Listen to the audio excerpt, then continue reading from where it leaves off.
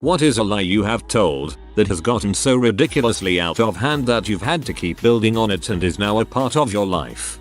When I was 10 I learned I could make myself throw up, so I used this to get out of school for like 2 weeks. My parents couldn't figure what was wrong with me because I didn't have a fever or anything. My aunt had the idea that I was allergic to red food dye because her grandson, my second cousin, was. I just kinda rolled with it, and so for years my house never had red Gatorade, strawberry Pop-Tarts, etc. I eventually told my parents I was faking it when I turned 20. They were not amused.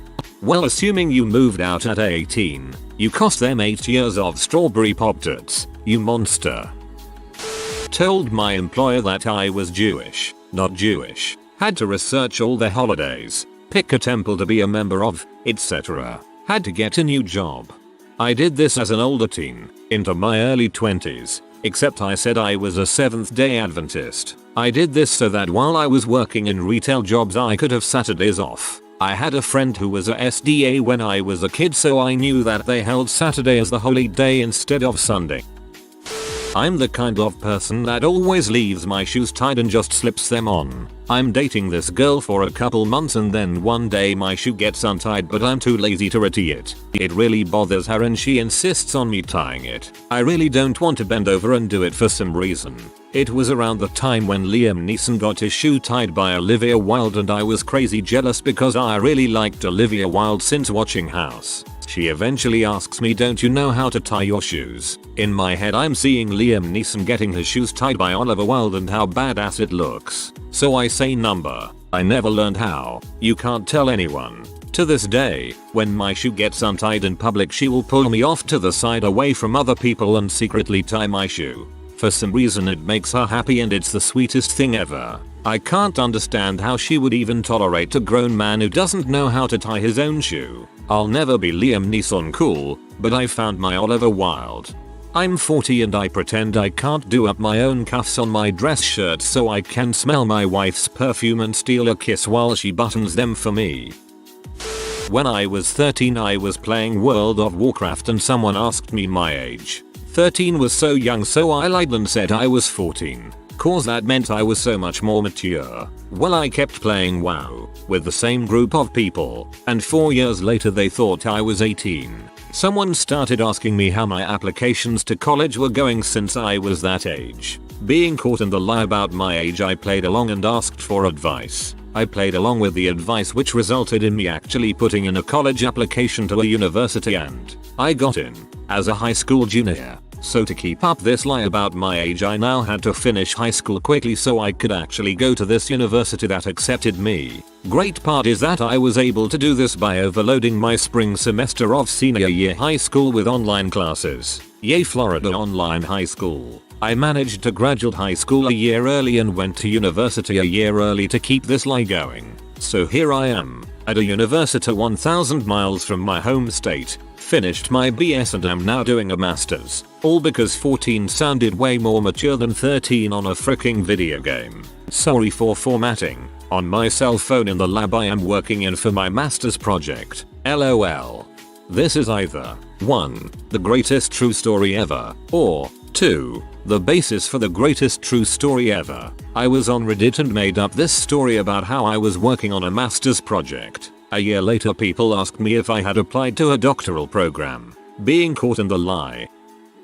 This is a lie with a happy ending and I'll take it to my grave. TLDR. Mom prayed for help to fund a trip with her kids. Thinks he delivered. Background. My mother is a very emotional person and there are 5 boys in my family. So she doesn't get to have a lot of emotion moments that she gets to share with her kids. We mostly just make fun of her in a playful way and everyone moves on. She has cried at every big, medium, and small event in our lives, and I love that I have a woman in my life that cares so much about me and my siblings. Background 2. I was in butthole of a kid, but I am actively trying to make up for the patience my parents had for me. Story. My parents are almost empty nesters and live in Colorado. Last year by complete mistake all of her kids found job school in Utah County, Utah. We all live about 20 minutes from each other, completely on a fluke. My mother decided she wanted to take up on one last road trip, So we flew into Colorado and she drove us back home.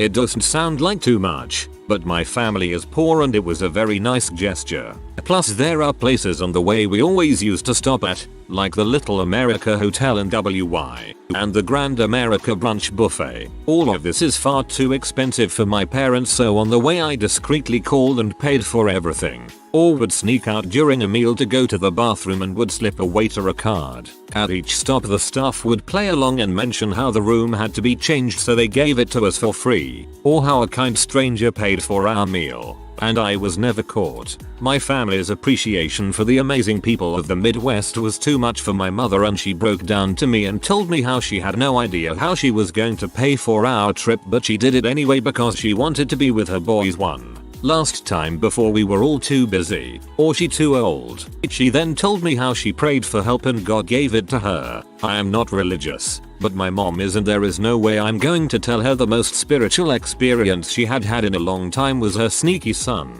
Love you mama. Moral of the story, kids, being good to your parents can get you gold. Do I. This one made me cry. You are a wonderful son. In an ironic twist of fate, I used to tell people that I had a heart condition, and that's why I took pills daily. It's actually Prozac. Found out about a year and some change ago that I do, in fact, have a heart condition. I lied so hard that I retroactively gave myself a heart condition. Fake it till you make it. I have a horizontal scar on my stomach from a surgery I had when I was a baby. For some reason in elementary school I would tell everyone that it was from when a bear attacked me. I'm now almost 30 and people I went to elementary school with still recognize me in public as that guy that got attacked by a bear. I dislocated my knee dancing like a maniac whilst drunk in January. Ended up on crutches for 3 weeks. Told everyone at work I did it bending down to grab something from the freezer because I didn't want them to think I was a drunken maniac. People at work are still shocked that I dislocated it so easily and keep saying how unlucky I am and bringing the sympathy. Now I just feel like a fraud. I torn my ACL while dancing. Dunno how I managed that, but I told everybody it happened while gardening. Holy crap, I never thought it happened to so many people. If I knew that I would have never made up a story to cover it up. Pretty silly, but I think it fits the bill. When I was about 5 I remember being in the bathroom and brushing my teeth. My mum was there and berated me for something. Later, being a sensitive child, I was crying in bed about it. My parents came in all concerned and my mum asked, was it because I yelled at you earlier? Embarrassed at being caught out so easily I said number. I'm sad because I can't swim. Soon after I was taken to swimming lessons. I hated swimming. Somehow this is my favorite story so far. It reminds me of when I went bowling with my dad when I was like 6 or 7. I started crying because I sucked at bowling and kept getting gutters. Being a nice guy, my dad convinced me that I was crying because I drank my soda too fast. I guess that made sense when I was a kid.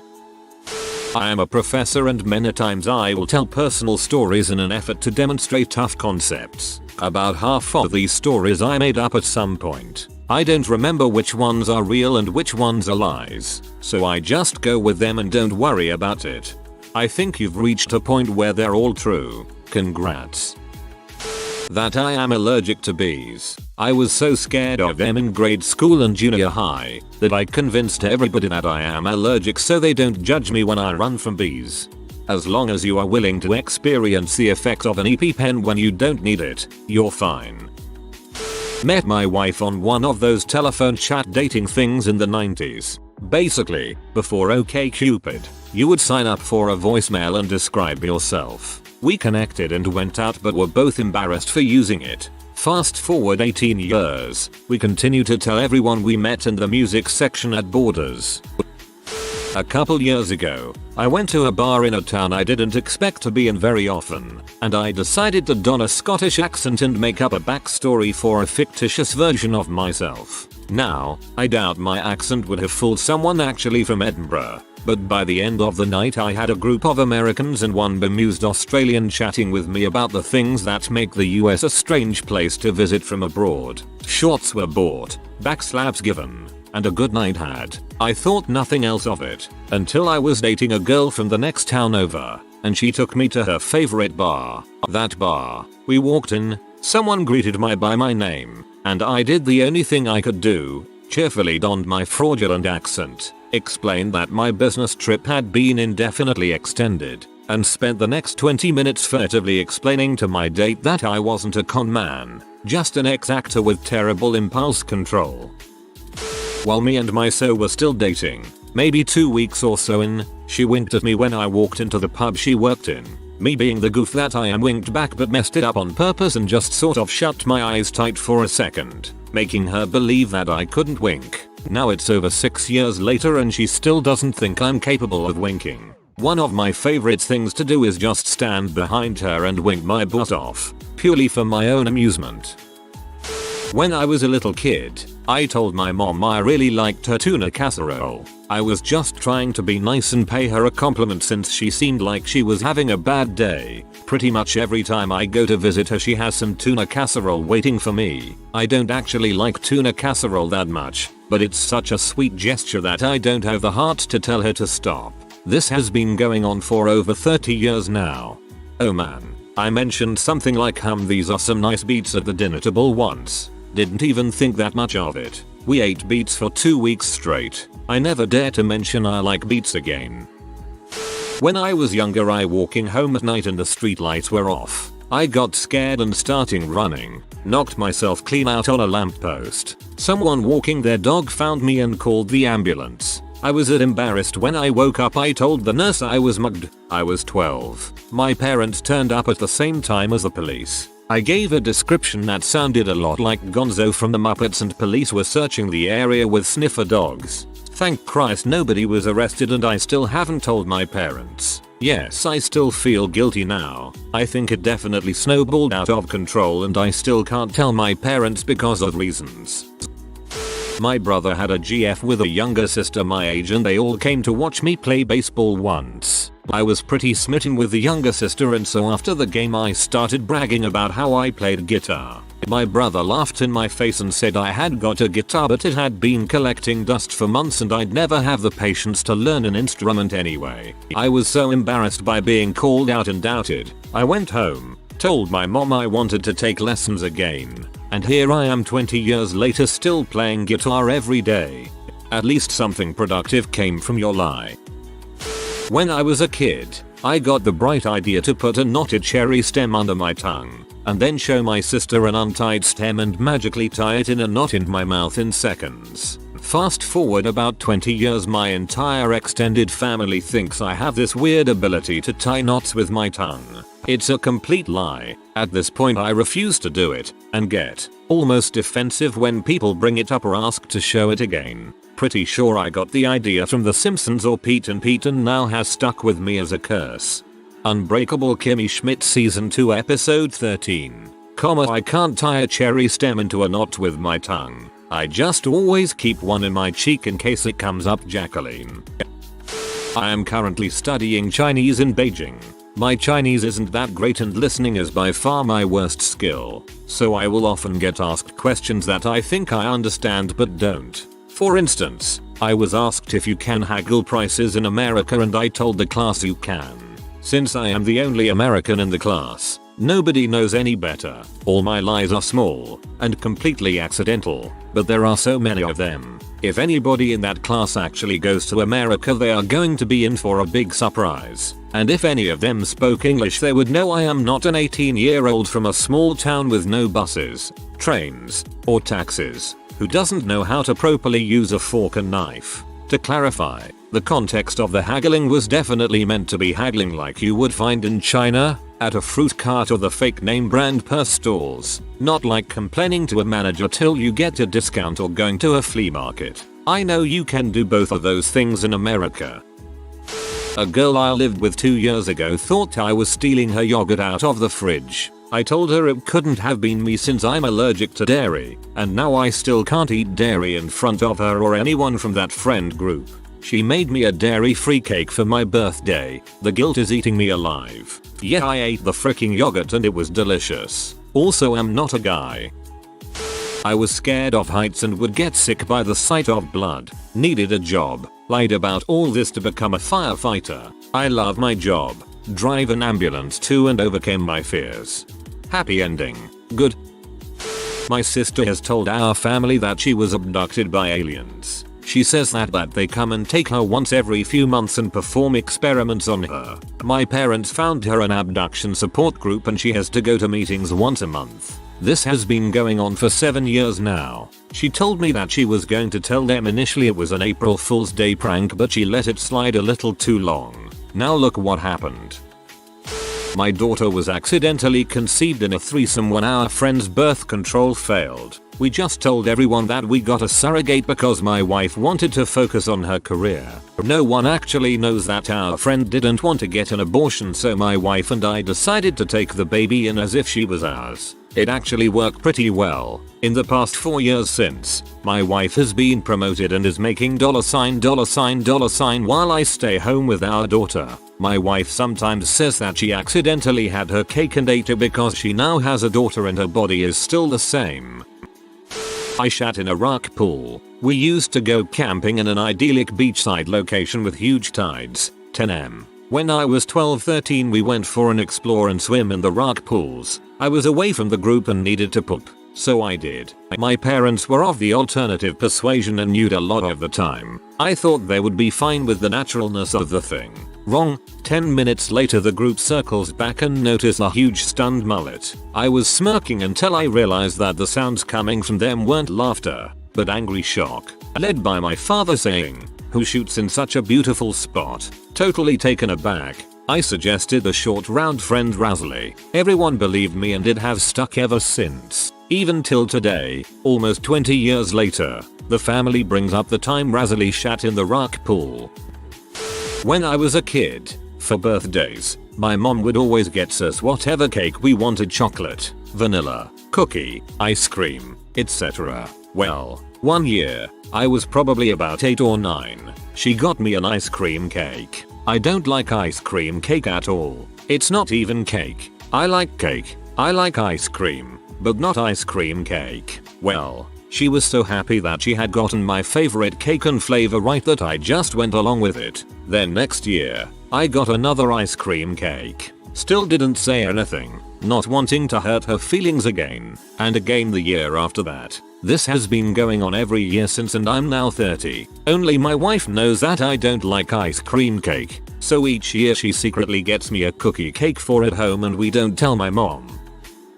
I once told people I had been bitten by a venomous snake to get out of work for a few days. I had already called in sick a ton of times and just could not face them if I did it again. I am young and in good health. There is just no way even an old frail person is ill as much as I am calling in. So yes, snake bite. They knew I kept venomous and I thought this is a great idea. Turns out they were fascinated and wanted to see, so I had to wrap my foot up in a huge bandage and hobble around for weeks. Luckily I was moving to another job I actually didn't hate a few weeks after that. I didn't have to deform my own foot or actually let one of my venomous bite me so that I would not get busted. I was not far off doing so. That reminds me of a story my dad told me. He called out due to an injury so that he could go out with his friends. So that he wouldn't forget to limp at work, he put a Lego in his shoe. The slide broke. It shattered, but it's a great story. My chiropractor, great bloke, not great English, fairly gullible, lived with my drinking buddy at the time, and one night, with my last name being Rhodes, we decided to convince him I was the last of the ruling elites of Rhodesia in exile in Australia since the rise of Zimbabwe. Even set up a blog, Last of the Rhodesians, which got me in so much trouble when a sectarian took it over. Slipped in Leo DiCaprio's accent from Blood Diamond occasionally. All was going well. I'd go get my back fixed, spin a yarn about a semi-made up land and laugh all the way home. This went on for months. And then my mum invited my chiropractor, let's call him Patel, to a family barbecue. First thing he said to my mum, "So how did you get out of Rhodesia?" And a laugh went out so loud and so far, even Obi-freaking-Wan felt it. I was not the last king of Rhodesia, just a guy with a terrible sense of humor when drunk.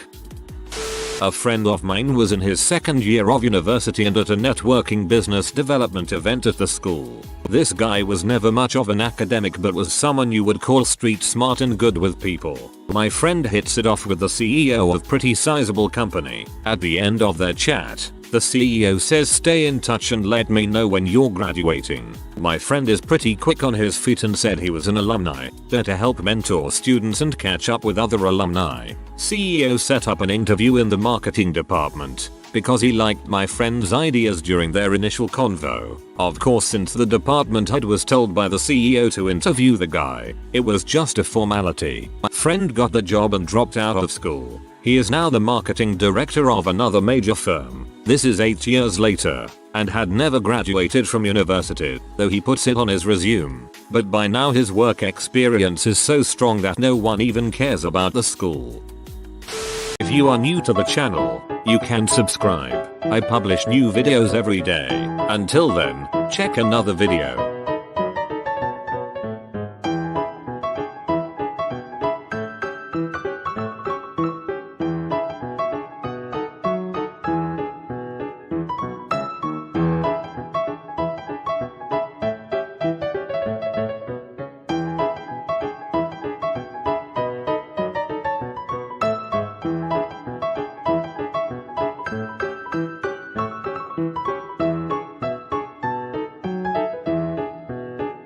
Bye for now.